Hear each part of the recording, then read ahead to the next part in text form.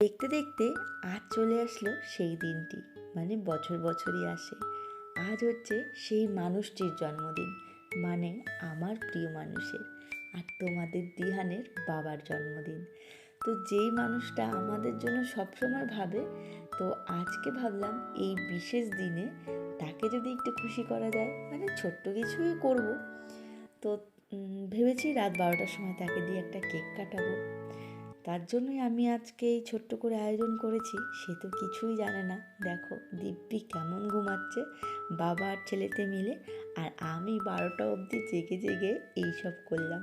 তো যাই হোক, দিয়ানুর বাবাকে যখন ডাকলাম সে তো অবাক হয়ে গেল, কারণ সারাদিন মানে খাটাখাটনি করে, ক্লান্ত হয়ে যায়, ডিউটি থেকে আসে, সেই সকালবেলা যায়।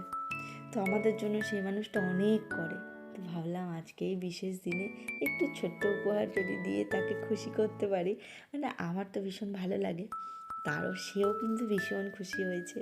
তো যাই হোক, 12টার সময় তাকে ডাকলাম, কিন্তু আমাদের দিহানও তো উঠবে না, সে তো ঘুমোচ্ছে, তো তাকে আর ব্যস্তও করব না। তো যাই হোক, আজকে কেকটা দুজন মিলেই কেটে নিলাম। আর ছিল আমার ছোটো ননদও ছিল। তো সে তো ভীষণ খুশি হয়েছে, তবে বললো যে দিহানও থাকলে একটু বেশি খুশি হতো।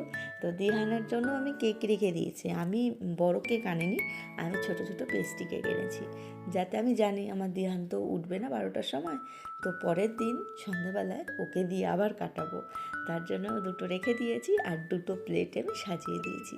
যাই হোক, গিফট পেয়েও কিন্তু দিয়ানুর বাবা ভীষণ খুশি। আর এই যে গিফটটা হাতে তুললো, এটা তো স্পেশাল গিফট, সেটা পেয়েও কিন্তু দারুণ খুশি।